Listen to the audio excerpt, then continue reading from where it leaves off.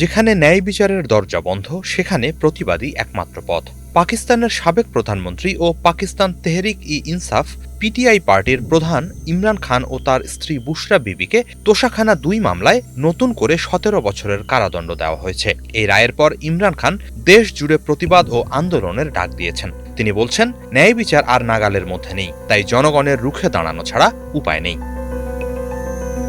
২০ December ইসলামাবাদে এক সংবাদ সম্মেলনে পিটিআই মহাসচিব সালমান আকরাম রাজা ইমরান খানের বার্তা পৌঁছে দিয়ে জানান, সাবেক প্রধানমন্ত্রীকে নির্জন কারাবাসে রাখা হয়েছে। আদালতের নির্দেশ অনুযায়ী তার বিচার কাজে আদালত কক্ষে প্রবেশে পরিবারের সদস্যদের অনুমতি নেই এবং বিচারকেরা ভিডিও লিঙ্কের মাধ্যমে হাজিরা দেবেন। ইমরান খানকে নিয়মিত সবার সাথে সাক্ষাৎ করতে দেয়া হচ্ছে। প্রশাসনের এমন দাবি সম্পূর্ণ মিথ্যা বলে প্রত্যাখ্যান করেছেন পিটিআই মহাসচিব। তিনি আরও জানান, ইমরান খান আপোস করবেন না। প্রয়োজনে জনগণের মুক্তির জন্য শহীদ হতেও প্রস্তুত তিনি। জনগণকে তাদের অধিকার আদায়ের জন্য রুখে দাঁড়ানোর আহ্বান জানিয়েছেন। ২০ ডিসেম্বর পিটিআই নেতা স্বল্প সময়ের জন্য আইনজীবীর সঙ্গে সাক্ষাৎ করেছেন বলে জানান পিটিআই মহাসচিব। তবে রায় দেওয়া হয়েছে তার অনুপস্থিতিতে এবং আইনজীবী দলের কাউকেই উপস্থিত থাকার সুযোগ না দিয়েই।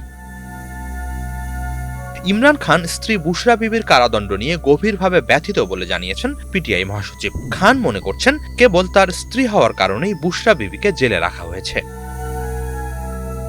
পিটিআই নেতারা এই রায়ের নিন্দা জানিয়ে বলছেন, এটি ক্যাঙ্গারু কোর্টের রায়। পাকিস্তানে বর্তমানে আইনের শাসন বলতে কিছুই অবশিষ্ট নেই। পিটিআই বলছে, পাকিস্তানে আইনের শাসনকে কবর দেয়া হয়েছে এবং অনুগত বিচার ব্যবস্থার মাধ্যমে রাজনৈতিক প্রতিশোধ নেওয়া হচ্ছে। দল এবং পরিবার মনে করছে, এই রায় পুরোপুরি রাজনৈতিক উদ্দেশ্য প্রণোদিত।